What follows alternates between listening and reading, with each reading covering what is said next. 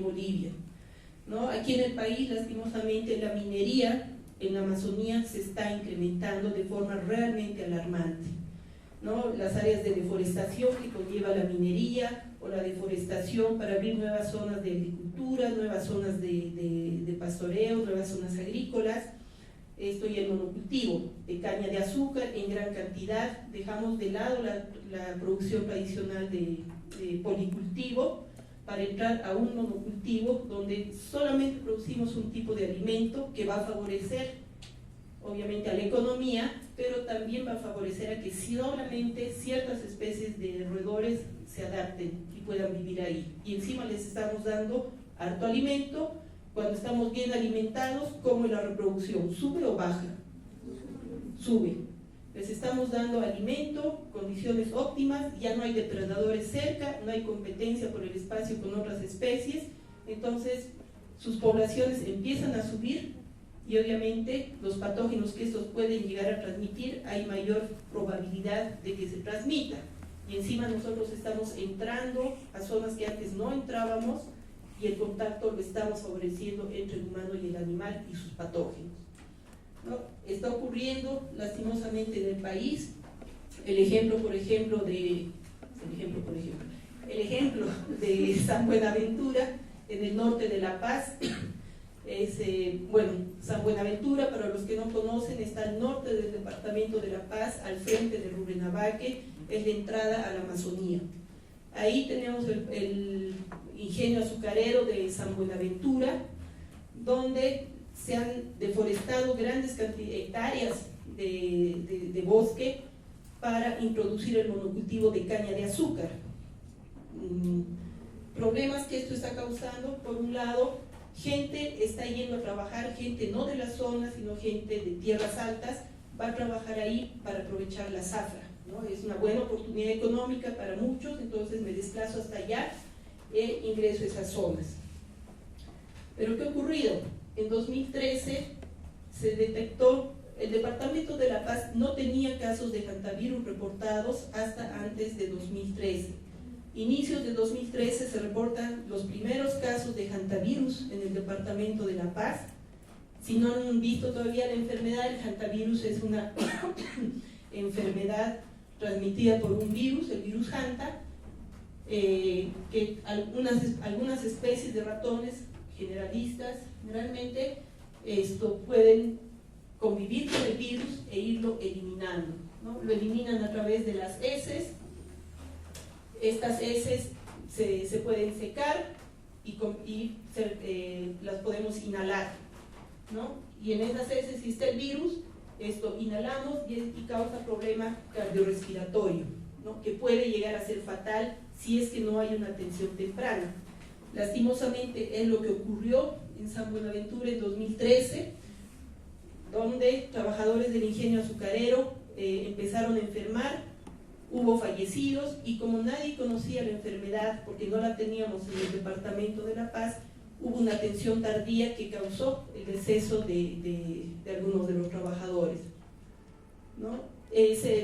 En ese momento la empresa EASBA dijo: no, son ratones que han venido en los camiones de los materiales que traíamos desde Santa Cruz para el ingenio azucarero, y en los camiones se han traído ratones con la enfermedad seguramente. Era la teoría que manejaba. Con la universidad, el Instituto de Ecología, el Museo de Historia Natural, hicimos un estudio para capturar roedores y ver qué diversidad, cuántos tipos de ratones había en esa zona, y hacer muestra además para ver si se encontraba el virus hanta en los roedores que se estaba capturando.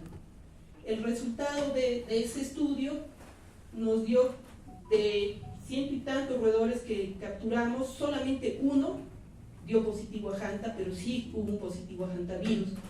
Y ese positivo era de la especie Neacomis spinosus, que es una especie de roedor que no es doméstico, por tanto se caía la teoría de que el animal vino en camiones por ratones, ratas de Santa Cruz, porque este es un animal silvestre que está en su área de distribución, incluye lo que es el norte de La Paz, y esta especie de roedor tiene la característica de ubicarse sobre todo en áreas de interfaz o intermedia entre el bosque deforestado y el bosque natural y áreas de deforestación. Es en ese límite generalmente donde vamos a encontrar esta especie de Neacomis espinosus, ¿no? Entonces eso nos demostraba que el estar aperturando nuevas áreas de bosque para, deforestando para meter monocultivo, estaba poniendo en riesgo a los trabajadores porque los estaba acercando a una especie que en condiciones naturales no entraría en contacto, porque este no es un ratón doméstico,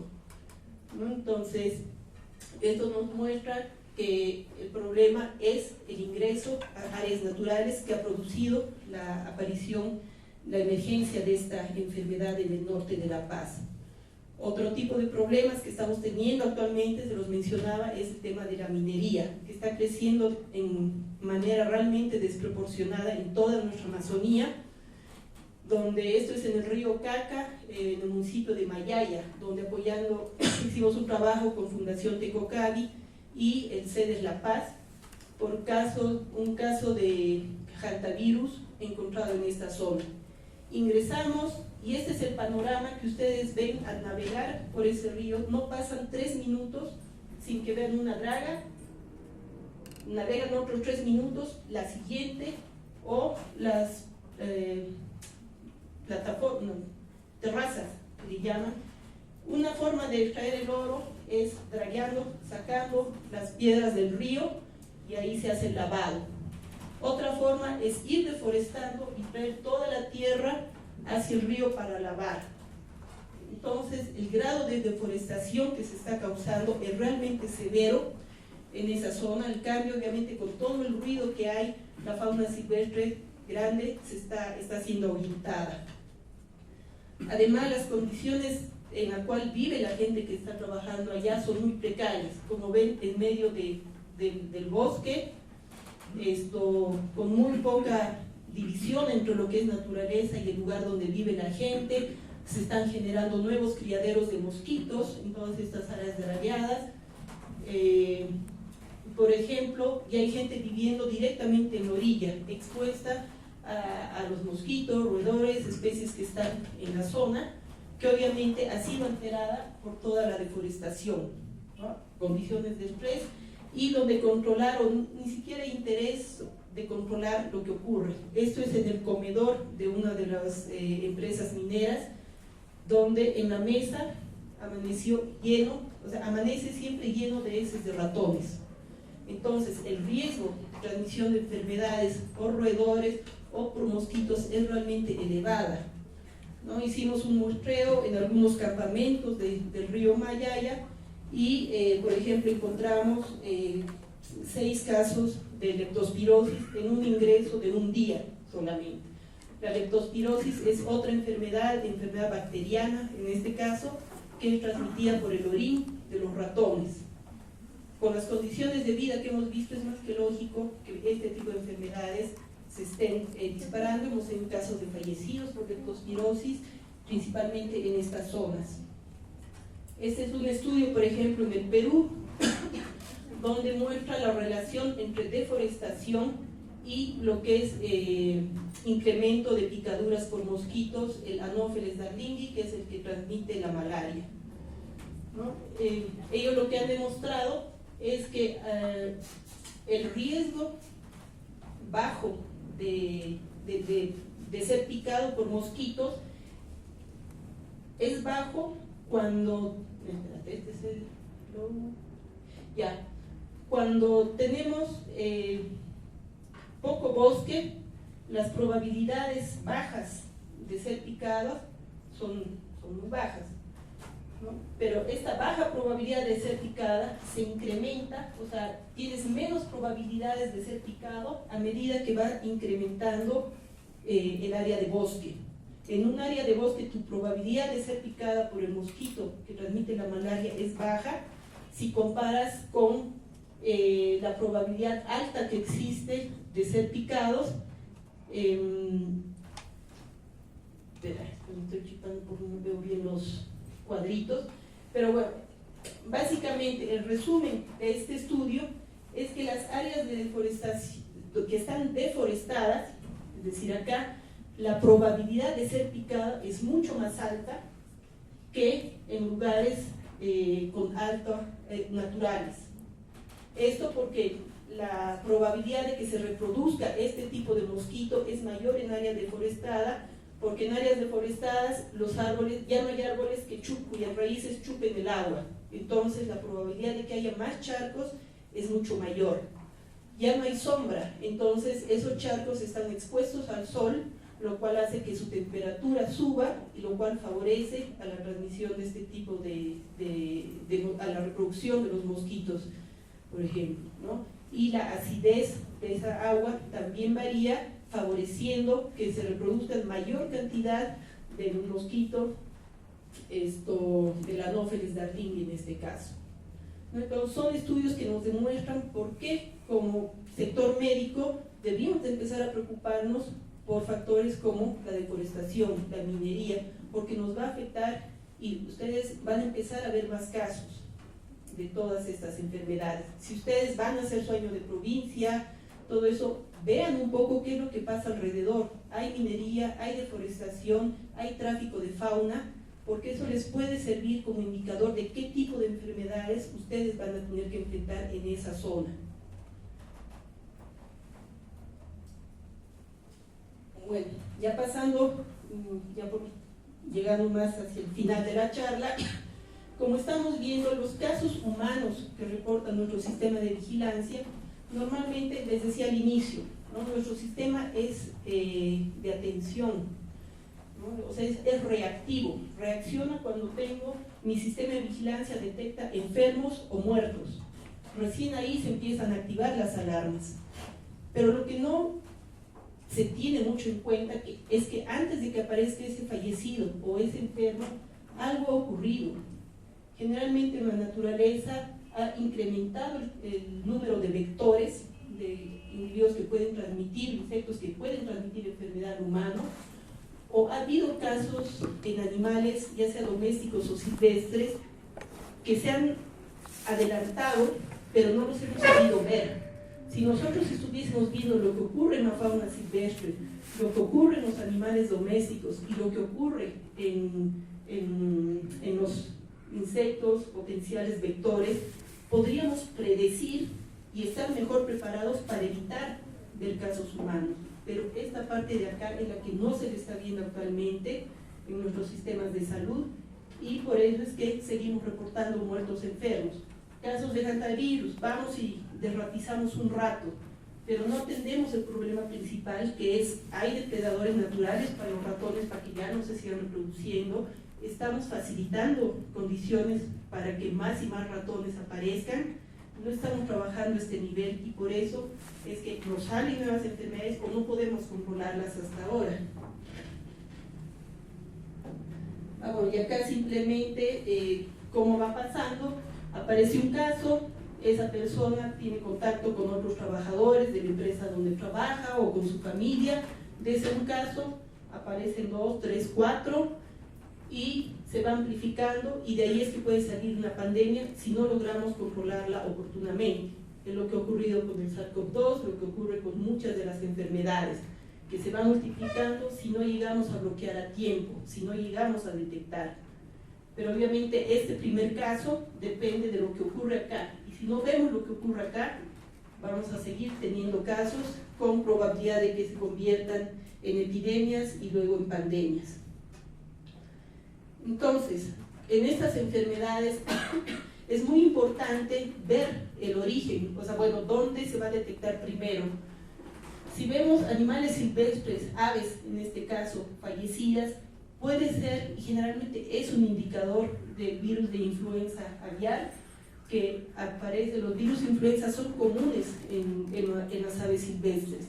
Y si yo sé ver, estoy observando, estoy haciendo vigilancia acá, puede que con suerte llegue a evitar a que se transmita a aves domésticas. ¿Qué ha ocurrido en Cochabamba? Si han escuchado, hemos tenido brote de influenza aviar en Cochabamba, más de 500.000 de aves sacrificadas para tratar de bloquear los casos. Y bueno, el riesgo obviamente de esto es que se puede transmitir a los humanos. Entonces, la idea es monitorear lo que ocurre en los animales para evitar que haya casos humanos. La influenza es un ejemplo de ello, la gripe aviar, de alta patogenicidad, la H5N1, por ejemplo. En México hemos tenido en 2009, si mal no recuerdo, la gripe por la H1N1, que ha entrado por cerdos, en este caso, que también son susceptibles a algunas influencias, entre ellas el H1N1, y que ha contagiado a personas en México. La alarma la han dado los cerdos en ese caso. Hay otras especies que pueden darnos alarmas para evitar que aparezcan enfermedades. Es el caso de la fiebre amarilla. Cuando hablamos de fiebre amarilla, generalmente nos hablan del ciclo urbano. ¿Cuál es el transmisor de la fiebre amarilla urbana? El Aedes aegypti, ¿no? Que ese, bueno, si tenemos Aedes con el virus, mosquitos Aedes, una persona con fiebre amarilla, el mosquito adquiere el virus y lo va transmitiendo a las siguientes personas que va picando, y así se mantiene el ciclo urbano.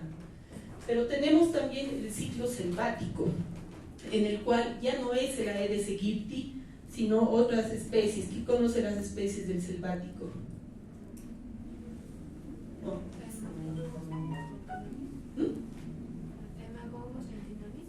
El Hemagogos y el Sabetes, ¿no? Son dos especies que están en áreas selváticas y que también tienen la capacidad de ser reservorios, de mantener el virus en la naturaleza.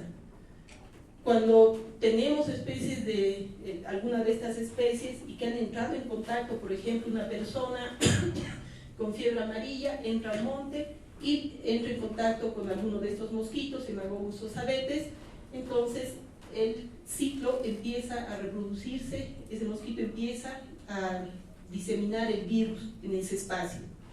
Los primates no humanos, los monos comúnmente conocidos, son muy susceptibles al virus de la fiebre amarilla. Esto por el hecho que los primates que tenemos en Bolivia, los del Nuevo Mundo, no han evolucionado junto con el virus, y a diferencia del ser humano, ellos no tienen vacuna.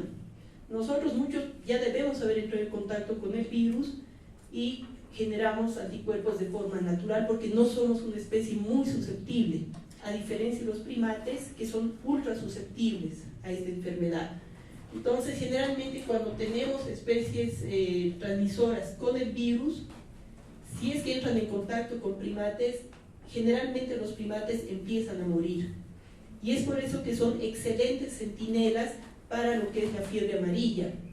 ¿No? Esto, cuando tenemos mortandad de monos, una de las cosas que tenemos que sospechar en primera instancia si es zona tropical, con mosquitos, y más aún si ha habido disturbios en esa área natural, apertura de caminos, deforestación, etcétera, que pueden haber estresado a los monos y si han entrado en contacto con el virus, los hace aún más susceptibles, ¿no? Entonces son excelentes indicadores. Si vemos mortandad de monos, podemos sospechar de la fiebre amarilla y actuar inmediatamente para evitar casos humanos. En los humanos sí tenemos vacunación, podemos hacer eliminación de mosquitos, educación para usar manga larga, etcétera, para evitar la enfermedad. Pero eso gracias a los reportes, la alarma que nos da la naturaleza, ¿no? Este es esta parte la vamos a saltar. Simplemente para mostrarles que en Bolivia tenemos, actualmente son 23 especies de primates que tenemos en el territorio nacional. De estas, casi todos son susceptibles, altamente susceptibles a la fiebre amarilla, y actualmente en el país desde el primer reporte, 2012, en 2012, que es el primer reporte que tenemos de epizotia, ¿no? Que es el equivalente a epidemia en humanos, en animales hablamos de epizotia, de fiebre amarilla, ¿no? Desde 2012 a la fecha tenemos ya 6 casos reportados de epizotias en primates por fiebre amarilla, y estas son las especies que han sido afectadas. La más susceptible es el mono aullador, que es un mono hermoso que tenemos en la Amazonía, que es altamente susceptible. Si hay fiebre amarilla, esto en Monteagudo, hemos visto más de 80 monos muertos por la fiebre amarilla en cuestión de días, porque son altamente susceptibles. Tenemos el aullador negro, el aullador rojo, que es de la Luata-Sara, donde también hemos tenido casos en Guarayos. Esta ha sido la primera especie donde hemos reportado episodios de fiebre amarilla. Y en el norte de La Paz, en 2 especies, que es el mono nocturno, es un mono chiquitito, ojoso, que generalmente se mueve de noche, y por eso generalmente no entra en contacto con el Aedes, porque el Aedes, ¿en qué momento del día está más activo? En la tarde, generalmente, pero no es nocturno, tiene poca actividad de noche, por lo cual en muchos países no se había observado casos de Aotus, porque no coinciden mucho en horarios. El Aotus se mueve más en la noche, pero aquí ya hemos tenido 2 casos, 2 reportes de epizodia de fiebre amarilla en Aotus, aquí en Bolivia, en Palos Blancos y Toponte, si no me equivoco. Y el mono silbador, que es reportado como mucho más duro, o sea, este sí aguanta un tanto más el virus, pero acá 2018, y si no me equivoco, de hace 2 años, también ha sido en esta especie. Entonces, tenemos especies de primates en el país que pueden servir de excelentes centinelas para lo que es casos de fiebre amarilla. Sí, esto creo que, bueno, esto para entrar ahora sí un poco más a lo que es el enfoque en una salud. Este es un ejemplo, el que les decía, de 2012 en Guarayos, la primera epizodia de fiebre amarilla reportada aquí en el país, que se ha reportado en el municipio de Guarayos, en Santa Cruz, ¿no? Con el proyecto de amenazas pandémicas emergentes, PREDICT, que estuvo funcionando en Bolivia de 2010 a 2013, estuvimos capacitando a distintas personas, entre ellos guardaparques, biólogos de campo, veterinarios de campo, técnicos del CEDES, y personal de centros de custodia de fauna silvestre, ¿no? Los refugios que se le llaman de fauna silvestre. A raíz de esas capacitaciones, en un refugio de fauna ubicado en el municipio de Guarayos, en Santa Cruz, nos reportaron que empezaron a ver monos muertos, no de los animales del refugio, sino del área natural que ellos tienen, la reserva que tienen, donde hay monos en silvestría. Y empezaron a ver monos o muertos en las sendas, o algunos casos moribundos que presentaban fiebre, vómitos, anorexia, no querían comer, decaimiento, y en cuestión de horas morían, ¿no? Entonces, inmediatamente, porque habían sido capacitados y pensaban, pucha, por ahí es una enfermedad que nos puede contagiar, nos reportaron el caso, nos enviaron la muestra, pudimos hacer la necropsia, la versión de autopsia en humanos, para nosotros es necropsia en animales, y tomar muestras donde lo que detectamos son